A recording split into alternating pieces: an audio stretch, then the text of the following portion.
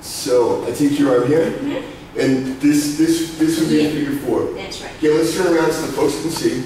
Okay, so this is a figure 4. Now, I've done takedowns and submissions where I come up this way. Yeah, that's right. And I go over that way. So, okay, so I'm learning something new today. Let's move this way.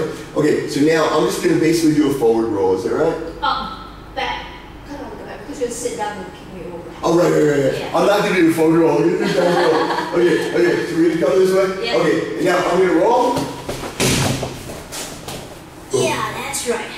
My future immediate goal will be actually to focus my energy on catch wrestling and get good in this area, which is why I'm also going to go back to Snake Pit Vegan end of this year to continue training under boywoods and also to compete in catch wrestling competitions in UK in the area of catch wrestling. That throw is very similar to what you would do like you were here, right? Yeah. Like same sort of thing, right? Yeah. Except that you got me in the figure 4 basically. Exactly, and it becomes a submission from here. Okay, so roll. Go ahead. From here, bang. God. Ugh. Are they doing women's catch over there? It's something too, but it's not exactly as big as the guys' division. Yeah. So I'm probably going to be one of the few that actually wrestles there. So far in my experience, and I haven't been a woman.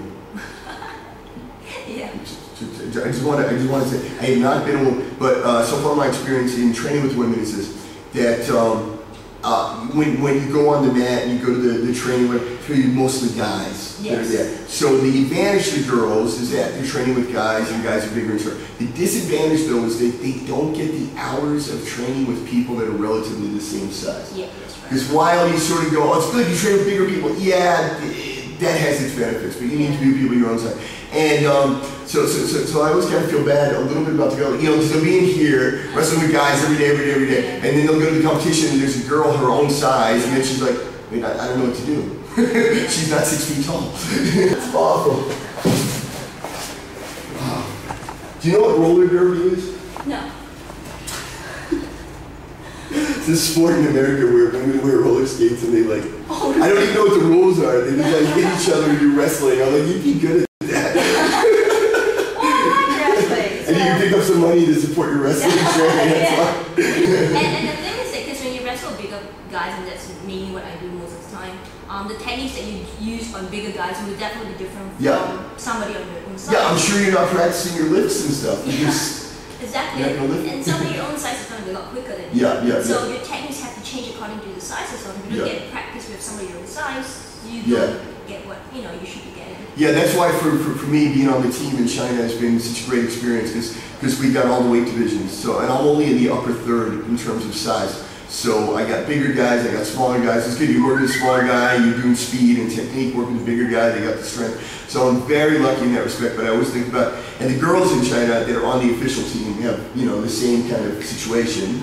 But when you're in these clubs outside that you pay money and you join the club, a lot of times there's very few girls there, or there might the other girl might be 120 kgs, or might be too small, or different level, or That's right. That's right. So that's the main I would say main problem when you wrestle guys all the time. Yeah. But anyway, so obviously, I hope that women's, catch wrestling will take off, women's wrestling as well. In the States, the rule is girls are allowed to do any sport they want on campus. If they show up for wrestling, coach has to let them wrestle, which is nice, but they're generally not getting the full training that everybody else is getting, or the full opportunities to compete, because when the team goes to competition, the other team may not have any girls.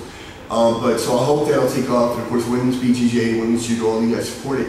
I wanted to, and I know you've already done this, but all the girls, ladies that are in fight sport, they're carrying one extra burden in addition to doing your own training. They got to get out there and be ambassadors to other young ladies, and encourage them and hold little seminars at schools or whatever. You got to get those kids in there. Exactly.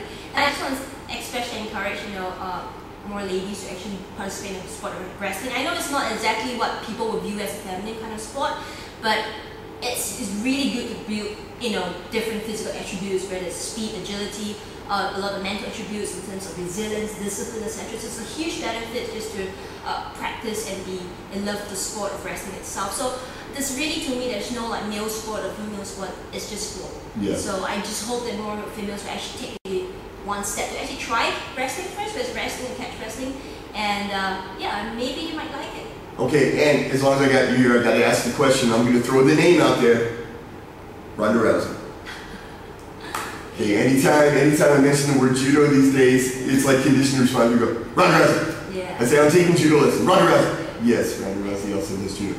But I was going to throw this out to you. This is my theory about Ronda Rousey, who I think not only is the best female MMA fighter, but arguably the best fighter out there. I mean, arguably though, because the level of competition that she's facing obviously is not as high or developed as what the men are fighting. She's phenomenal. I don't want to sound like I'm taking anything away from her, because I think if everybody was at that level, she would still be the champion. Like, I'm not taking anything away from her, but the advantage that I think Ronda Rousey has, and I want you to tell me about, because she beat an Olympic wrestler recently. Yeah. But the advantage that I feel like Ronda Rousey had was that women's judo has existed forever. Women's judo has been in the Olympics, I think, for 20 years, like almost her lifetime, you know? And so, and women, doing judo has existed since the 50s, so long before she was born, whereas women's wrestling has only been around since like 2004, 2005. So would you agree that a judo woman at world class might have an advantage over a wrestling woman at world class because she's fought a higher level of competition all the way through? Would you agree or no? Well, I wouldn't completely agree with that. I think it boils down to skill sets, really. Because although judo might exist, long before Olympic wrestling, right? But wrestling itself is ancient. It's a 1,000-year-old sport. I mean, there are different versions of wrestling. So Olympic wrestling started only very, very recently compared to judo. But I'm sure there are a lot of other styles of wrestling that existed way before judo. Yeah, but were women in there, and were they competing regularly? Because that's the other thing, is you have to have the competition. Yeah. Right. So you want to insert this arm here, right down here. So. What's up? Yeah, that's right. Okay. And this arm is going to go under and grab hold my shoulder. And so do it for the turn. Good. And then kneel down. Here, and then there you go. Yes. Yeah. Yeah, but then, so this arm. Then I'm going to change that. Yeah, so you're going to change that. So from here, you're going to take this arm out. Okay. And then go grab my neck. Yes. And grab my own thigh. Now one thing I do is that, see, my hand is not actually sideways. So when you crank it, you're going to do some forward and turn it sideways. Okay, I learned that from Yunquan's teacher yesterday. He was saying that the most pressure you put in the neck crank is by going sideways rather than up, because I guess your neck has the least sort of mobility. So very important to push sideways. Yeah, that's right. Ooh, look at her face. She's in pain like I was when she did this to me. Well, take 410. Take 410. So look. What I would normally do, or most wrestlers or fighters would do, probably something more like this, or with the thigh. But I like this new technique, which is go sideways and grab your thigh. Okay, cool. Thank you. Yep. That's awesome.